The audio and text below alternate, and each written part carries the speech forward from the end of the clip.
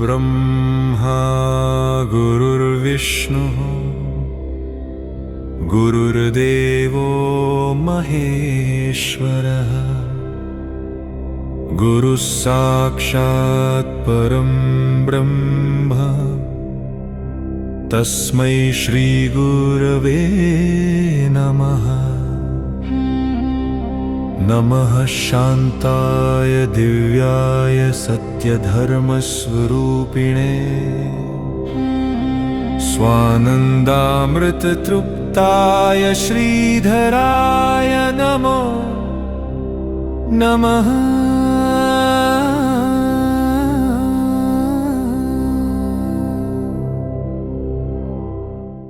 हरे राम राम राम हरे हरे हरे कृष्ण कृष्ण कृष्ण हरे हरे हरे राम राम राम हरे हरे हरे कृष्ण कृष्ण कृष्ण हरे हरे हरे राम राम राम हरे हरे हरे कृष्ण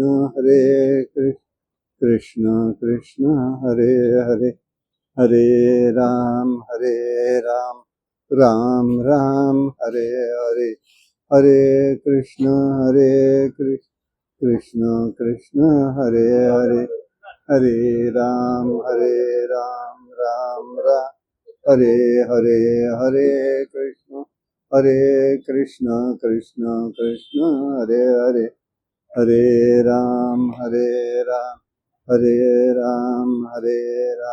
राम राम हरे हरे हरे कृष्ण कृष्ण कृष्ण हरे हरे हरे राम राम राम हरे हरे हरे कृष्ण कृष्ण कृष्ण हरे हरे हरे राम राम राम हरे हरे हरे कृष्ण कृष्ण कृष्ण हरे हरे हरे राम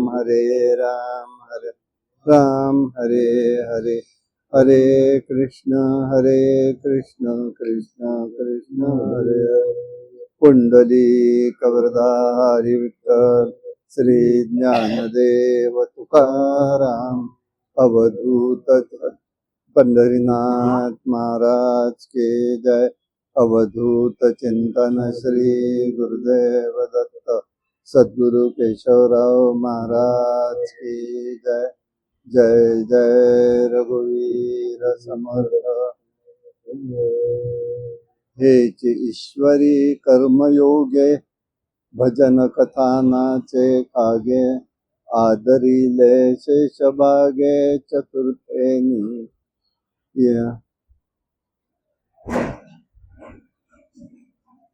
गीतेच्या 18व्या अध्यायातील 66व्या श्लोकावरचं विवरण करताना माऊलींनी 91 ओव्या लिहिल्या. त्यातली ही एक ओवी आहे. सर्व धर्मन परित्यज्य मामेकम शरणं व्रज.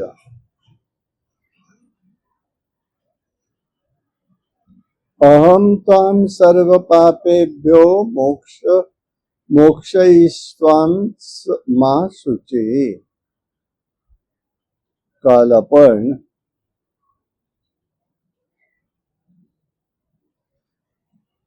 एकूण जर पाहिलं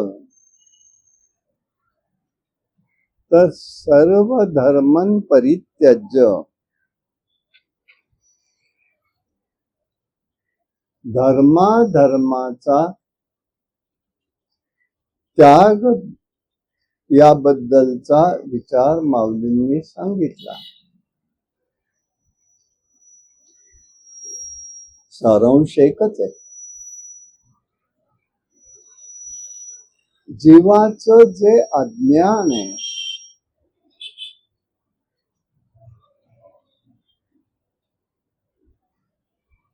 त्याचा तू त्याग कर. अहंतेचा त्याग आहे, जीवपणाची जाणीव जी आहे तिचा त्याग तू कर. म्हणजे जीव पण सोडून दे.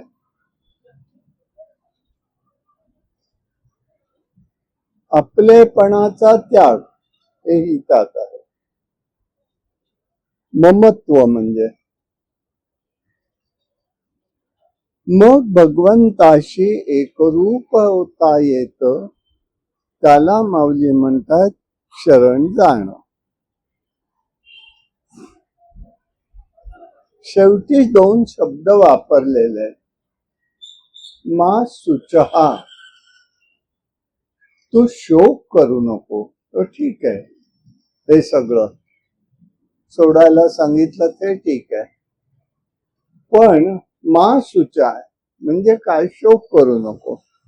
शोक कशाचा करायचा नाहीये?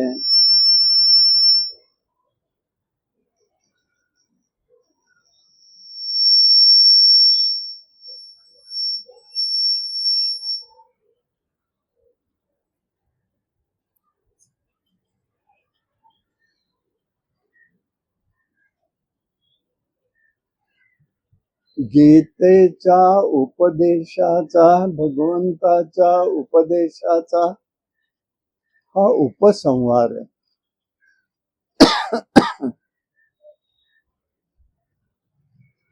प्रथम अर्जुन म्हणतोय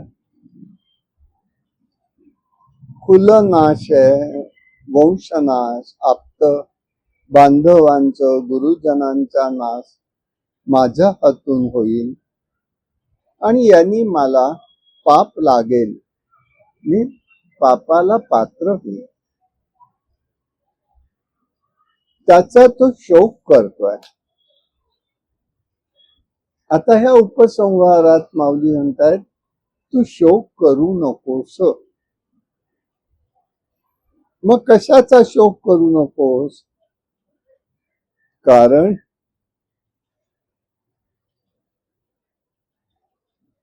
दुसऱ्या अध्यायात 11व्या श्लोकामध्ये अशोचन अन्वशोचः प्रज्ञावादस्य भाष्याचे. हे अर्जुना, शोक करण्यास योग्य नसणाऱ्या माणसांसाठी तू शोक करू नकोस. पंडितांसारखी चर्चा करतोयस तू, परंतु अज्ञानासारखा शोक करत होतास.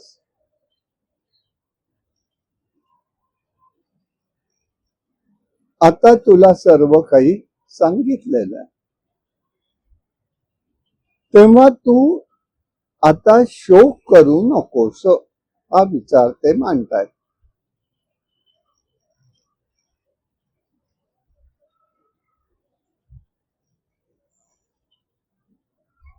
आतापर्यंतचा जो विचार सांगितला त्यात भगवंतानी त्याचा शोक नाहीसा करण्याचा प्रयत्न केलेला आहे, तो सांगून झालेला आहे.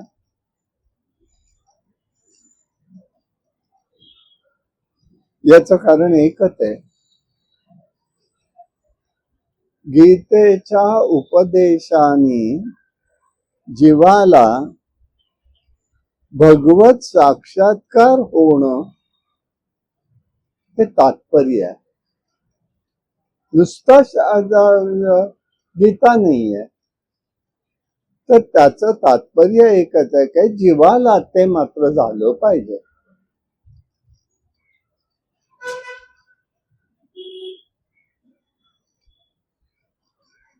मग या श्लोकात शेवटी भगवंतानी मी गीता का सांगितली, त्याचं प्रयोजन काय, हेही त्याच्यातच आलेलं. म्हणून माऊली म्हणतात गीता बोधाचे चिंतन करावे. गीता बोधाचे चिंतन करायचंय. गीता हे वेदाचं मूळ रूप आहे आणि म्हणून सारांश आहे, धर्माचा सर्व धर्मं परित्यज्य म्हणजे जीवाचं अज्ञान आहे. धर्म सोडायला नाही सांगितलं, कर्तव्य कर्म सोडायला सांगितले नाहीयेत, विहित कर्म सोडायला सांगितलेली नाहीयेत.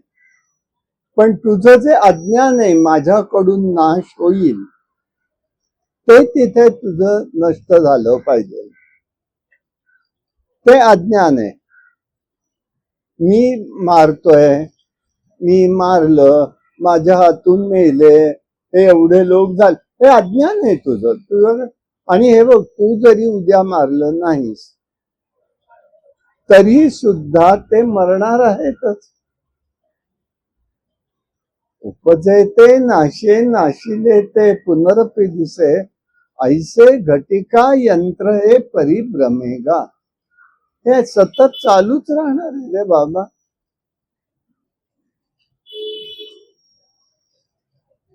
अहंतेचा त्याग झाला पाहिजे, ममत्वाचा त्याग झाला पाहिजे.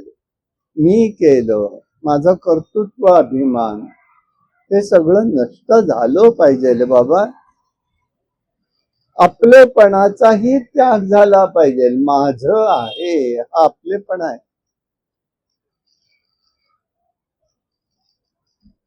आणि भगवंताशी एकरूप होणं हे फार महत्वाचं आहे. आणि त्याला म्हणतायत माऊली शरण जायचंय. आम्ही शरण आम्हाला शिल्लक ठेवून जायला बघतोय. मीतला शिल्लक राहतोय, मला मी बाजूला ठेवतोय आणि मी त्या ठिकाणी फक्त म्हणत राहतोय. म्हणून मा शुचहा म्हणजे तू शोक करू नकोस.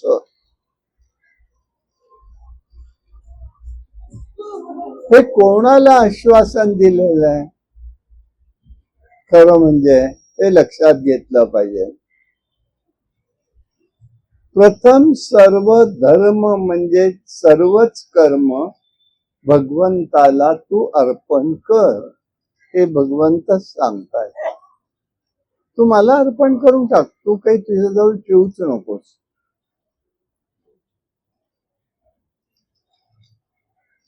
भगवंताला परिपूर्ण शरण गेल्याशिवाय, एकरूप झाल्याशिवाय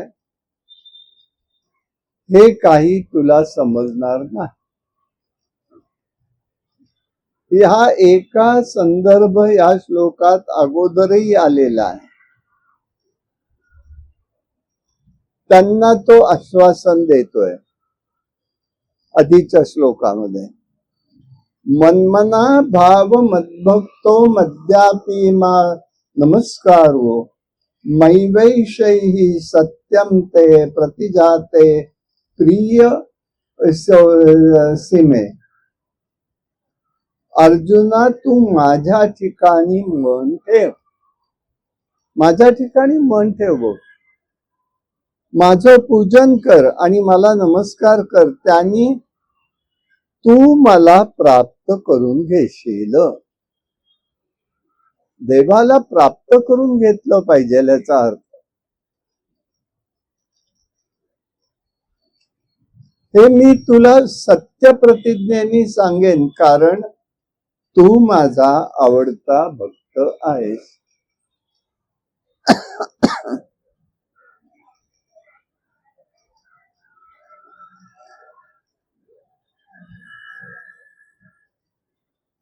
देशमुख महाराजांच्या पुण्यतिथीचा उत्सव.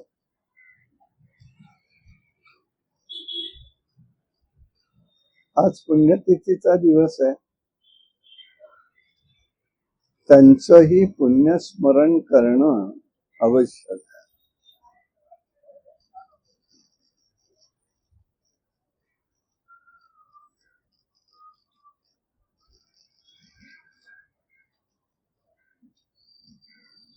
देशमुख महाराजांना चे पहिले गुरु आहेत ते विष्णुपंत जोग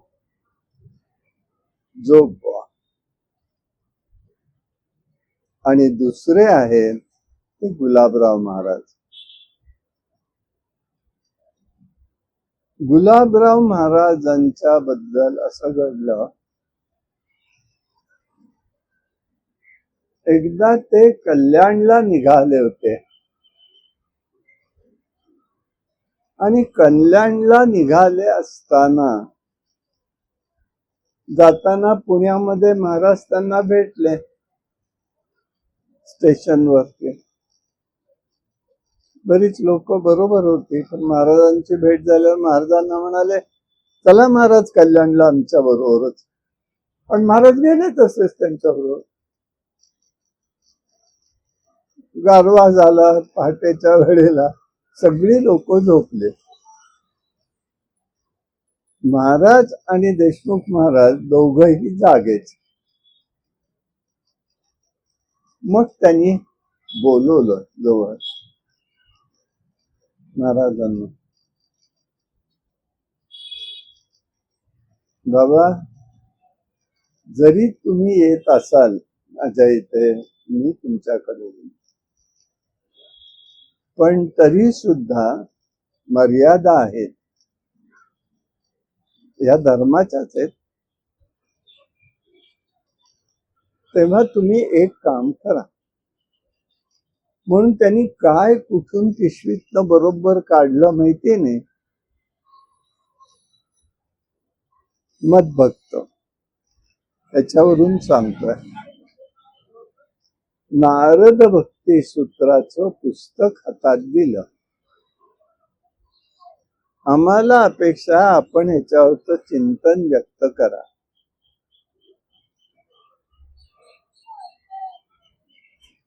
महाराज म्हणाले, ठीक आहे, आपण प्रेरणा द्यावी, करूया. ते पुस्तक घेतलं, ठेवून घेतलं. सगळे झोपलेले होते. त्यांनी लिहिलंय त्या नारद भक्ती सूत्राच्या पुस्तकात, पहिल्यांदाच लिहिलेलं आहे ते, ही सगळी घटना. आणि ते तयार केलं सगळं पुस्तक. म्हणजे वैशिष्ट्य असं आहे,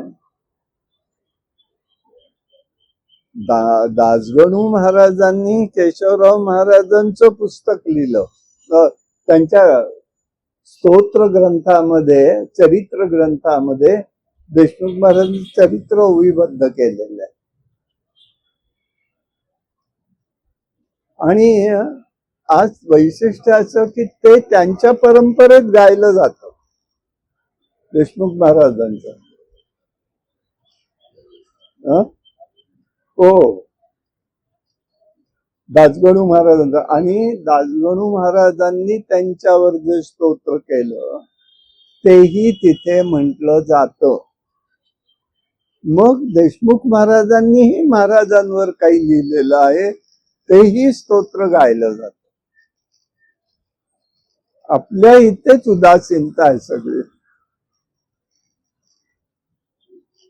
फार मोठा आदर हा गुलाबरावांच्या परंपरेमध्ये महाराजांबद्दलचा आहे, हे मला म्हणायचं.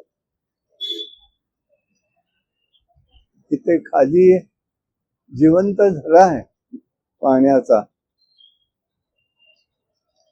त्याच्याच खाली आहे. तिथेच त्यांनी 1911 साली कात्यायनी व्रत केलं होतं. आणि अनेक लोक, आणि ते कात्यायनी व्रत, कारण त्या परंपरेत एक बघितलं जातं, म्हटलं जातं की श्रीकृष्ण एकटा पुरुष आहे, बाकी सगळ्या गोपी आहेत. आणि त्यामुळे कात्यायनी व्रत स्त्री पुरुष दोघही करतात. तर हितेच केलेलं होतं ते. आणि मग देशमुख महाराजांच्या माडीवरती गुलाबराव महाराज राहिलेले होते. हा थोडा एक इतिहास, पुण्यस्मरण म्हणून. आणि त्याच्यात त्यांनी, तू माझा आवडता भक्त, आणि म्हणून त्यांनी त्यांना तेवढं एक काम सांगितलं मग त्याच्यानंतर ज्ञानेश्वरीचंही लिखाण महाराजांनी केलं, ते पण केलंय. अशा स्वरूपाचं साहित्य निर्माण, साहित्य म्हणून नाही, वाङ्मय निर्मिती ही झालेली आहे देशमुख महाराजांची. आणि माझी अशी धारणा आहे, या दोन्ही महात्म्यांच्या कृपेमुळे ह्या समाधी मंदिराचं वैशिष्ट्य आहे की इतकाला महापूर येऊन गेले, हे सगळं कोसळलेलं पुन्हा उभं केलेलं आहे आजूबाजूचं. अण्णाबा पटवर्धनांची समाधी सुद्धा उद्ध्वस्त होती 61च्या पुरामध्ये. तिथे मात्र आहे ही समाधी आज मितीपर्यंत उभी आहे, म्हणून याला महत्व आहे. ही पुण्याई आहे, त्याचा लाभ आपण किती घ्यायचा. तुमच्या दोघांचे फार मोठे उपकार आहेत आणि धन्यवाद आहेत. नेटानी चालू राहिलं आणि आज त्याचा समारोप आपण करू शकलो, हा खूप आनंदाचा दिवस आहे. म्हणाले मला आज आता दमलाय, आला नाही तर चालेल. नाही म्हटलं, तुम्ही एवढं केलं, मी लांबनच पाहिलंय, निदान तेवढा तरी सहभाग होऊ देत म्हणून मी आलेलो. हे त्याच्या पाठीमागची ही प्रेरणा तुमची माझी आहे असं नव्हे, तर ती प्रेरणा ते महाराजांची आहे. महाराजांना करून घ्यायचंय म्हणून ती प्रेरणा झाली ना. हो नाही नाही नाही नाही म्हणता म्हणता आपण परिवर्तित झालो आणि आपण करू शकलो. हे देवाने आपल्याकडनं करून घेतलंय, ही भावना पाहिजे. म्हणून ते म्हणतात मध्वक्त, भगवंताचा शब्द. माझे जे भक्त आहेत त्यांच्याकडे मी त्यांना कसं करून घेईन हे मी सांगत नाही. मला तू करत राहा, तू मला येऊन मिळणार आहेस. हा बोध फार महत्वाचा आहे. मग या ठिकाणी काय म्हणतायत, असा जो आहे, असा जो कोणी आहे, महाशुचीला पात्र असणारा जो एक आहे कोणी, तो कसा आहे.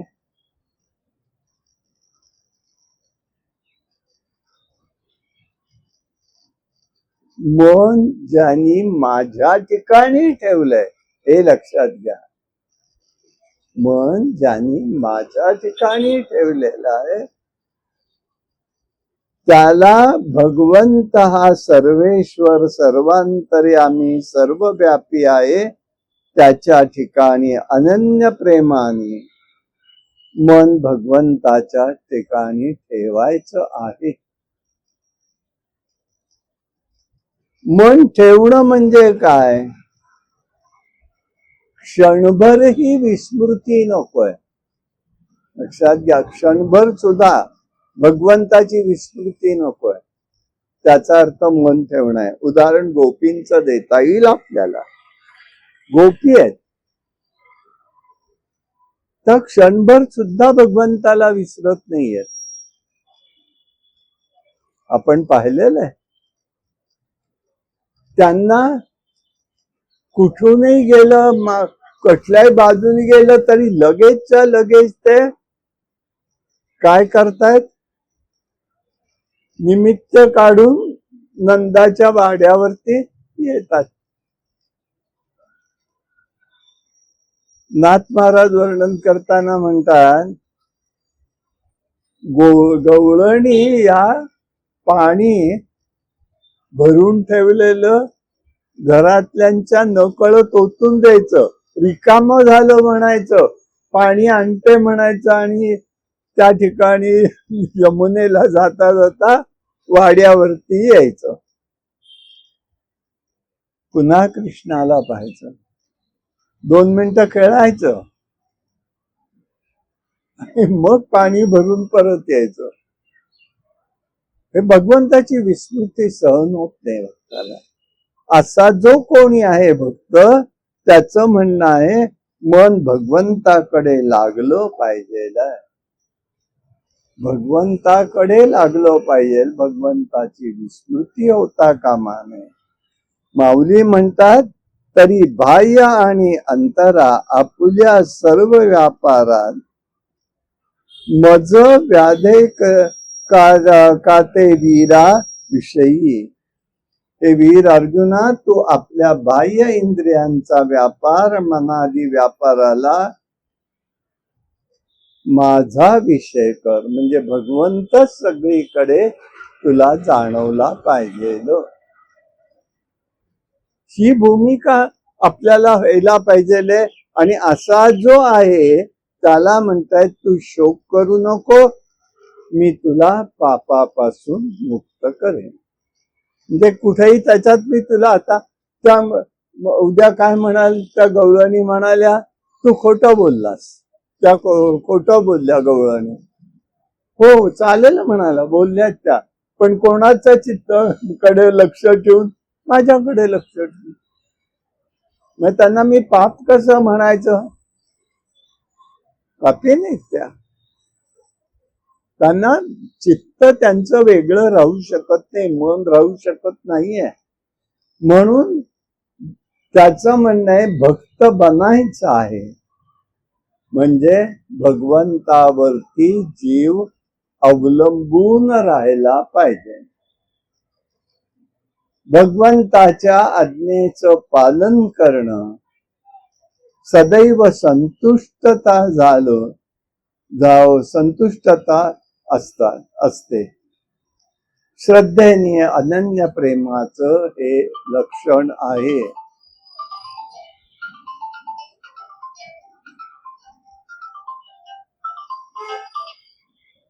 त्याचप्रमाणे जर म्हटलं तर यच्चयावत वस्तूंचं वसती स्थान जे आहे, म्हणजे सर्व मी वस्तीचे वसवटे, माझे नामे जे चोखटी, तिये जीवा यावया वाटे, वाचे चिये लावी. यच्चयावत वस्तू मात्रांचं वसती स्थान जे आहे, ती माझी गोड नावं असल्यामुळे, सगळीच नावं माझी गोड आहेत. मी अंतःकरणात असण्यास वाणीच्या मार्गाला लाव, त्याने माझं दृढ सान्निध्य प्राप्त होईल. भगवंताचं नाव कुठलंही घेतलंस तरी यच्चयावत त्या नावामध्ये मी समाविष्ट आहे.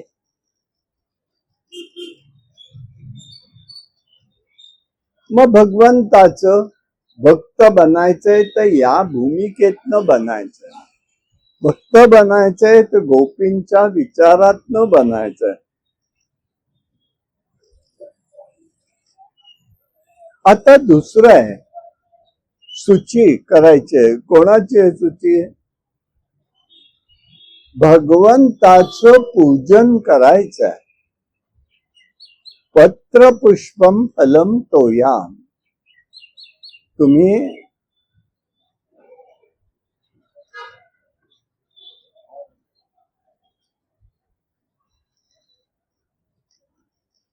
पत्र पुष्पादीनी भगवंताचं पूजन करायचंय. म्हणजे भगवंताविषयी निर्हेतुक प्रेम असलं पाहिजे. निर्हेतुक प्रेम, निर्व्याज प्रेम. माझा उद्देश आहे त्यांनी मला काही द्यावं म्हणून करायचंय, नाही. ते प्रेम होत नाही. आणि म्हणून त्याच्या लीला स्थानात प्रेम हवे, स्मरणात प्रेम हवे, आदर सन्मान असायला पाहिजे. तो सर्वव्यापी आहे, ओळखून वागायचं आहे. सर्वगत आहे, सर्वव्यापी आहे.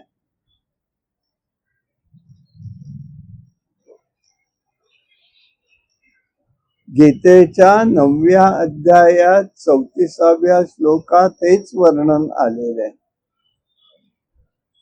त्यामुळे काय होतं, तेव्हा भलती ये अवस्थे मी तू ते तू माते भोगसी ऐसे आई ते वाढेल सुख.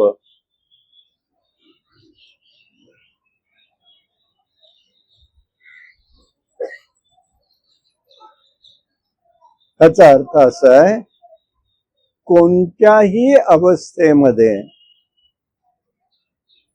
तुला माझा आणि माझा तुला आनंद घेता आला पाहिजेल. आनंद वाटला पाहिजे, नुसताच एकाला वाटून उपयोग नाहीये.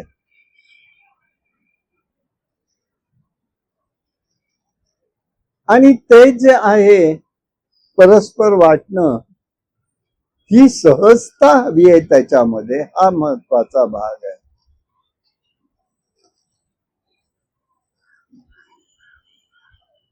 मामसुची ही शेवटचा जो शब्द वापरतात लोकात, शब्दांनी दर्शवलंय ते असं आहे, परमेश्वराची सगुण आणि निर्गुण रूप आहेत, त्यातील श्रीकृष्ण एक रूप आहे.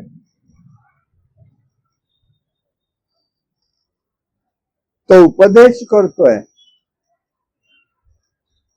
असं हे खरं म्हणजे सगळं विश्वच त्याचं रूप आहे. तुकाराम महाराज त्याला काय म्हणतात, तुका म्हणे विठो भरला सबाई तया उणे काही चराचरी.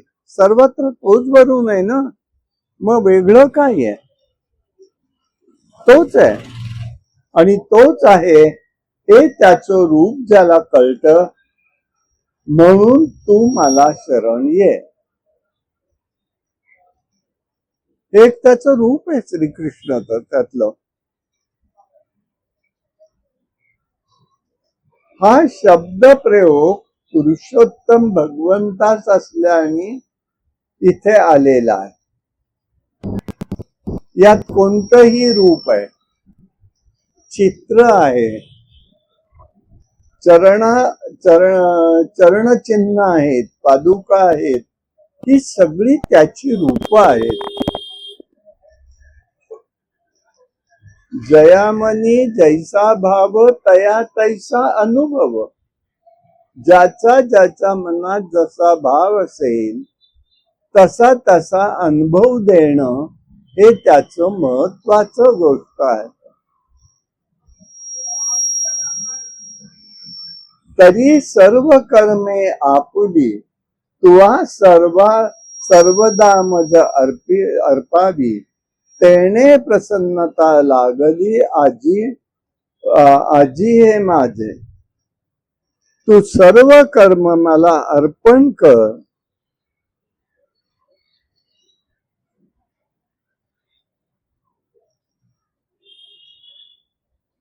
माझी कृपा तुझ्यावरती होईल. माझी कृपाच तुझ्यावरती होईल. या महासूचीमध्ये काय महत्वाची गोष्ट आहे, अनन्य भाव आणि प्रेमाने भगवंतापाशी मन ठेवता आलं पाहिजेल. अनन्य भाव,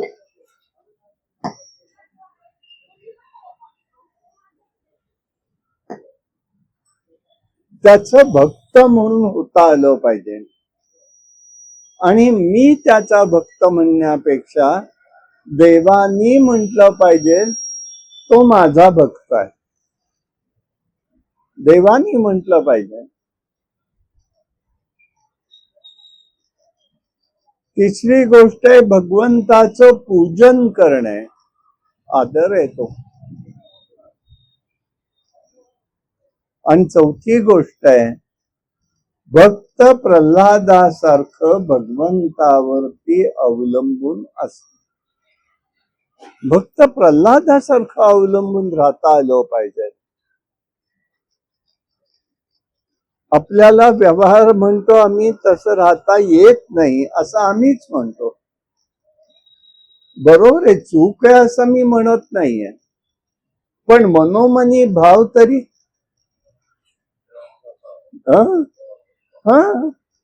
ते तरी असायला पाहिजे ना. तो आहे, तो निश्चित आहे, तो मला पाहतोय, आणि हे सगळं होत नाही तोपर्यंत मला त्याची जाणीव राहत नाही किंवा त्याची अनुभूती येत नाही. परमात्म्याची अनुभूती आली पाहिजे, हा सगळ्यात महत्वाचा भाग आहे. अनुभूती आली पाहिजे. आम्ही महाराजांची अनुभूती का म्हटलं की आतापर्यंत आले गेले अनेकांचे अनेक विषय झाले, पण आमचा उत्सव 5-3-2च्या खेळात चालूच आहे ना. ही त्यांची कृपा आहे. मी आहे नाही मला माहिती नाही, परंतु असं आहे तसं मला जमलं तसं आम्ही करत राहिलो तर वाया जाणार नाही. एक ना एक दिवस त्याच्यात परिवर्तन पुन्हा घडेल. पूर्वीसारखी त्याला दृश्यमान परिस्थिती निर्माण होऊ शकते. पण आपण चिकाटीने नेलं पाहिजे, एवढाच एक महत्वाचा भाग आहे.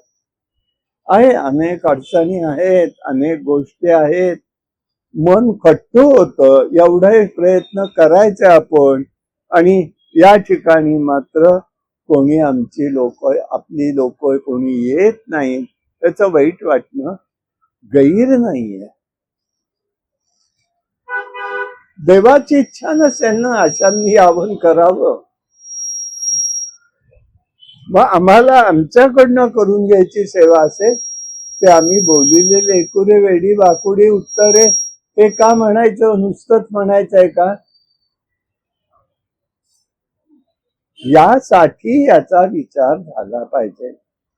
आणि भगवंत म्हणतात असे जे भक्त आहेत त्यांचं मी पाप दूर करतो, म्हणजे त्यांना पापाचा स्पर्श करून देत नाही. अनन्य चिंतयन्तो माम, तिथे तर आणि वेगळा विषय सांगतात. इथे सर्व धर्मन परित्यज्य माम एकम शरणम व्रज, आणि तू ये अशा ह्याच्यात. अर्जुनाचं मतपरिवर्तन होण्या इतकं सामर्थ्य या उपदेशामध्ये निर्माण झालेलं आहे. अर्जुन एक निमित्त आहे, आपण जीव आहे तोही आपणही जीव आहोत. आपल्यालाच हा उपदेश भगवंत सांगतायत. हाच उपदेश भगवंत आपल्यालाच सांगतायत. नको असं करूस, आहे त्याच्यात करायचंय, बघायचंय, व्हायचंय, आणि तो आपला सत्य संकल्पाचा दाता. मला भानुदास बुवांनी अगदी उत्तर काळात, म्हणजे ते येणार, म्हणजे त्यांची तब्येत बरी नाहीशी झाली, त्यावेळेला मला असंच उत्सवात चाललो होतो, आणि आम्ही सगळेच जण काळबोनच्या समाधीच्या इथे बसलो होतो. असमनीस इनके दिवे कर धाकटे, आणि त्यांची चर्चा हीच, 3 दिवस करू, 1 दिवस करू, बस झालं. 2 दिवस करू, एक आणि दुसरा पुण्यतिथी आणि दुसरा दिवस. भानुदास महाराजांनी मला हाताला धरलं, ओढत आणलं. त्यांना काय व्यवस्था करायच्या आहेत, करायच्या नाहीत, मी काही ओळखत नाही. मी तुम्हाला सांगतो, आपण 2 जण इथे यायचं आणि आपण इथे उत्सव आहे तसा करायचा. तुम्ही विचार नका करू, महाराज समर्थ आहेत. आणि त्यांनी त्यावेळेला एक असं वचनच घेतलं की पुण्यतिथीला प्रवचन तुम्ही करायचं, महाराजांच्या 2 गोष्टी सांगायच्यात आणि त्याच वेळेला हे दिवस संपन्न करायचा आहे. तर तुम्ही इथे करत आहेत, कोणी देव वा न देव, तुम्ही मी इथे उभं राहायचं आणि करायचं. आतापर्यंत तरी साधलं. मग आम्ही परवाचं भजन सुद्धा ठेवलं नाहीये, अक्षय तृतीयेचं. नाही आलो कोणी, ठीक आहे. आम्ही आणि एक जण असे दोघं इथे येऊन बसलो. आता प्रश्न दिव्यापासूनचा हो, पण देवानी सोय काय केली, इथे एक जो दिवा आहे त्याचा प्रकाश बरोबर समाधीवर आहे. हा पडदा काढला की तुम्हाला रात्री लक्षात येईल समाधीवर आहे. दिवा मिळाला, मला बसता येणार नाही. प्रश्न परत, आधीच तिथे दगड कोणीतरी ठेवला होता मोठा थोरला. दगडावर बसलो, पंचपदी म्हटली, मंगलाचरणाचे सगळे अभंग, वाराचा अभंग, गवळण आणि समारोप करून देवाला नैवेद्य करून निघालो. करून घेतो तो, असं मला म्हणायचं. त्याला जमनात आहे ना, तो करून घेतो, दिवस राहत नाही. त्याला महत्व आहे. आणि अशा जो येतोय त्याच्या हातनं ते करताना चुकलं, पापाचा विषय त्याला मध्ये येत नाही.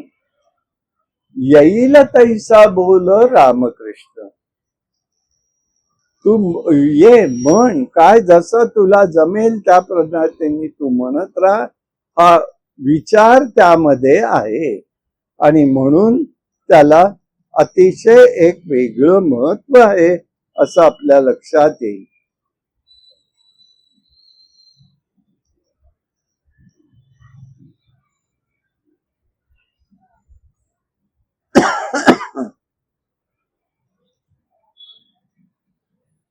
म्हणून नाथ महाराज एक गोष्ट फार छान सांगतात, जैसी स्थिती आहे तैसा परी मी राहे, कौतुक ते पाहे संचिता. देवा तू जशा स्थितीत ठेवशील तसा मी राहील, परी तुझाच म्हणवीन. मी तुला माझच म्हणणार आहे, तू मला काही दे म्हणत नाहीये. मी तुला, तू दे सांगायचा विषय नाहीये माझा. मी तुझाच आहे, तूच कसं ठेवायचंय तसं ठेव. हे सगळं होण्यासाठी हे निर्हेतुक प्रेमाचा विषय आहे. म्हणून लीलानुवादामध्ये सुद्धा आपल्याला रमता आलं पाहिजे, हा बोध आपल्याला त्यामध्ये समजू शकतो. हा सगळ्यात महत्वाचा भाग आहे. आणि या भूमिकेने यांनी हा सगळा विचार आपल्याला सांगितला आणि या दृष्टीने ते म्हणतायत, तू आता शोक करण्याचं सोडून दे. शोक यासाठीचा तुला वाटेल मी चुकतोय, मी काहीतरी होतोय. आणि एक आहे देवाची वैशिष्ट्य, त्यांनी आधी एकदा सांगून ठेवलेलं, बुद्धी योगम ददाम्यहम. आणि बुद्धी कर्मानुसारेने. जीवाचं जसं कर्म असेल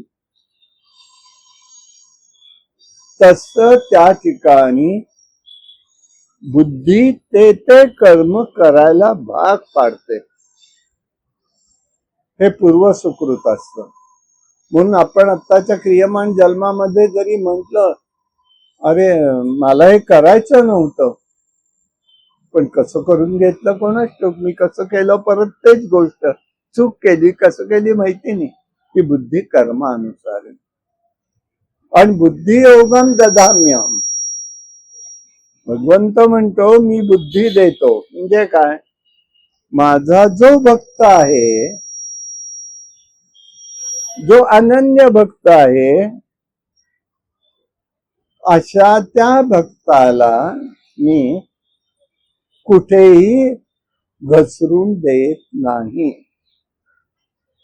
त्याला परत ऐन वेळेला तशीच बुद्धी देतो आणि ते त्याच्याकडनं करवून घेतो. हे भगवंत करत असतो, परंतु तिथे मात्र आम्ही अस्वस्थच असतो, हा त्या ठिकाणचा भाग आहे. आणि म्हणून सर्व कर्म म्हणजे सर्व धर्म ही भगवंताला अर्पण करावी. सगळं कर्म. म्हणून वारंवार वाईट कर्म करायचं देवानी सांगितलं म्हणून मी केले, हा दोष नाही.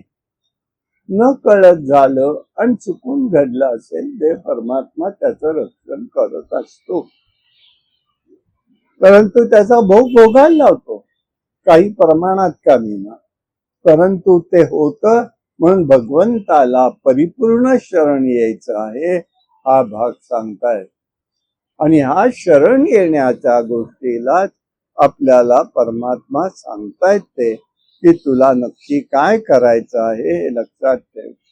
अशा प्रकाराने या ठिकाणी तू शोक करू नकोस, हा हे आश्वासन भगवंत देत आहे. आणि त्यामुळे आपणही हाच सल्ला भगवंताचा लक्षात घेऊ. कोणीही आपल्या श्रमाबद्दल किंवा आपल्या गोष्टीवर नाराज होऊ नका. दोघांनी अगदी लक्षात ठेवा, काय असेल त्याप्रमाणे बघूया. आपण त्याला निमित्त मात्र नको, एवढं मी म्हणेन. उत्सवाबद्दल म्हणे आम्ही त्याला निमित्त मात्र नको, की यांच्या काळात तो बंद पडला. आज जे मला नाईलाजाने गावं लागतं की या वेळेला अशा अशा लोकांनी असं असं करून अमका दिवस करायचा निर्णय केला होता,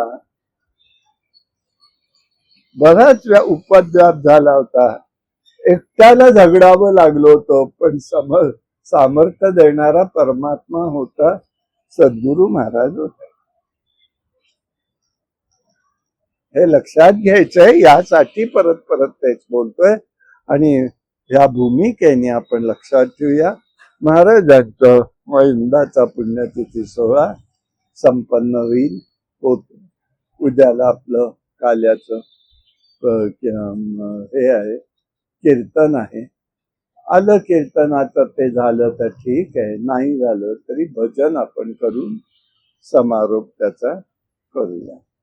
कायेन वाचा मनसेंद्रिये वा बुद्ध्यात्मना मा प्रकृती स्वभाव करोमि यद्यं सकलं परस्मै नारायण ते समर्पयामि. हरि ओम तत्सत्. विठ्ठल विठ्ठल विठ्ठल विठ्ठल विठ्ठल विठ्ठल विठ्ठल.